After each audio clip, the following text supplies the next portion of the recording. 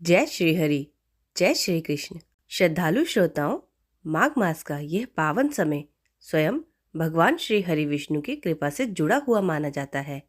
कहा जाता है कि माघ मास में किया गया थोड़ा सा भी तप, जप, दान और कथा श्रवण असंख्य पुण्यों का फल देता है। आज हम माघ मास कथा के पंचम अध्याय का श्रवण करने जा रहे हैं। एक ऐसी कथा जो हमें भक्ति, वैराग्य और भगवान श्री विष्णु की अनंत करुणा का बोध कराती है। तो आइए मन को शांत करें, श्री हरि का ध्यान करें, इस पावन कथा में प्रवेश करें। शांताकारं भुजंग चयनम पद्मनाभम सुरेशम विश्वाधारम गगन सदृशम मेघवर्णम शुभांगम।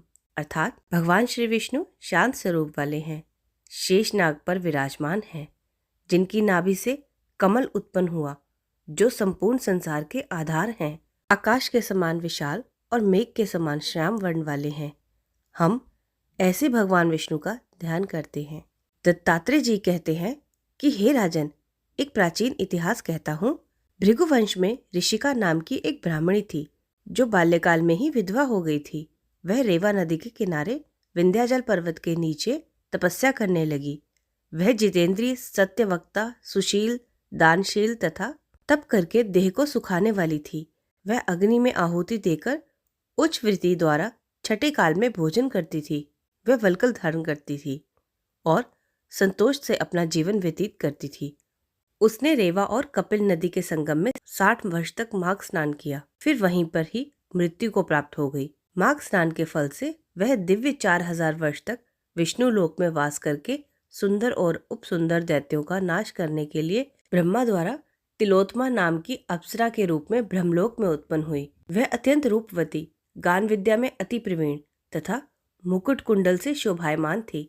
उसका रूप, यौवन और सौंदर्य देखकर ब्रह्मा जी भी चकित थे। वह तिलोत्मा रेवा नदी के पवित्र जल में स्नान करके वन में बैठी थी। तब सुंद और उपसुंद के सैनिकों ने चंद्रमा के समान उस रूपवती को देखकर अपने राजा सुंद और उपसुंद से उसके रूप और शोभा का वर्णन किया और कहने लगे कि कामदेव को लज्जित करने वाली ऐसी परम सुंदरी स्त्री हमने कभी नहीं देखी। आप भी चलकर देखें। तब वह दोनों मदिरा के पात्र रखकर वहां पर आए जहां पर वह सुंदर स्त्री बैठी हुई थी, और मदिरा के पान विहल होकर काम क्रीड़ा से पीड़ित हुए और दोनों ही आपस में उस स्त्री रत्न को प्राप्त करने के लिए विवादग्रस्त हुए और फिर आपस में ही युद्ध करते हुए वहीं पर समाप्त हो गए। उन दोनों को मरा हुआ देखकर उनके सैनिकों ने बड़ा कोलाहल मचाया और तब तिलोत्तमा काल रात्रि के समान उनको पर्वत से गिराती हुई 10 दिशाओं को प्रकाशमान करती हुई आकाश में चली गई और देव कार्य सिद्ध करके ब्रह्मा जी के सामने आई। तो ब्रह्मा जी ने बड़ी प्रसन्नता से कहा कि हे चंद्रवती, मैंने तुमको सूर्य के रथ पर स्थान दिया। जब तक आकाश में सूर्य स्थित है, नाना प्रकार के भोगों को भोगो। सो हे राजन, वह ब्राह्मणी अब भी सूर्य के रथ पर माघ मास स्नान के उत्तम भोगों को भोग रही है। इसलिए श्रद्धावान पुरुषों को उत्तम गति के पाने के लिए यत्न के साथ माघ मास में विधि पूर्वक स्नान करना चाहिए। इति 5वां अध्याय संपूर्ण। इस प्रकार माघ मास कथा का पंचम अध्याय हमें ये सिखाता है कि माघ मास का स्नान हमें कितना पुण्य देता है। भगवान श्री विष्णु अवश्य अपने भक्तों पर कृपा करते हैं। अभी इसी के संदर्भ में मैं आपको एक कथा सुनाती हूँ। प्राचीन समय की बात है। गंगा तट के पास एक छोटा सा गांव था। उसी गांव में अत्यंत निर्धन ब्राह्मण उसकी पत्नी के साथ रहता था। घर में धन नहीं था, अन्न का अभाव रहता था, पर उसके हृदय में भगवान श्री विष्णु के प्रति अटूट श्रद्धा थी। माघ मास में आते ही उस ब्राह्मण ने संकल्प लिया, मेरे पास दान करने को कुछ नहीं, पर मैं प्रतिदिन ब्रह्म मुहूर्त में उठकर गंगा स्नान करूंगा और श्री हरि का स्मरण करूंगा। कड़ाके की ठंड में भी वह प्रतिदिन गंगा स्नान करता, तट पर बैठकर ओम नमो नारायण का जाप करता और कथा श्रवण करता। एक दिन घर में अन्न का एक दाना भी नहीं बचा। पत्नी ने दुखी होकर कहा, आज कुछ खाए बिना ही सोना पड़ेगा। ब्राह्मण मुस्कुराया और बोला, माघ मास में जो श्री हरि पर विश्वास रखता है वह कभी भूखा नहीं रहता। अगली सुबह स्नान करने के बाद जब वह घर लौटा तो द्वार पर एक साधु खड़े थे।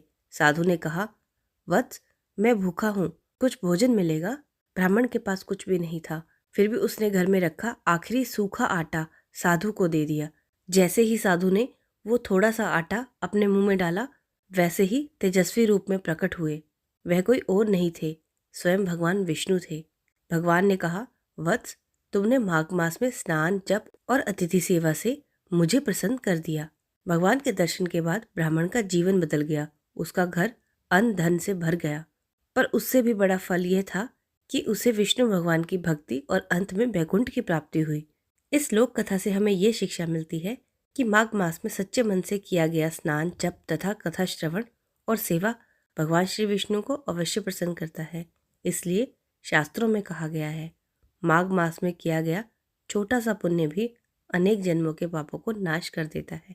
अगर आपको ये कथा अच्छी लगी हो तो मेरे चैनल पर माघ मास विष्णु भक्त व्रत कथाएं और अन्य पौराणिक कथाओं से जुड़े और भी वीडियोस उपलब्ध हैं। आप उन्हें अवश्य सुन सकते हैं। श्री हरि की कृपा आप सभी पर सदा बनी रहे। जय श्री हरि, जय श्री कृष्ण।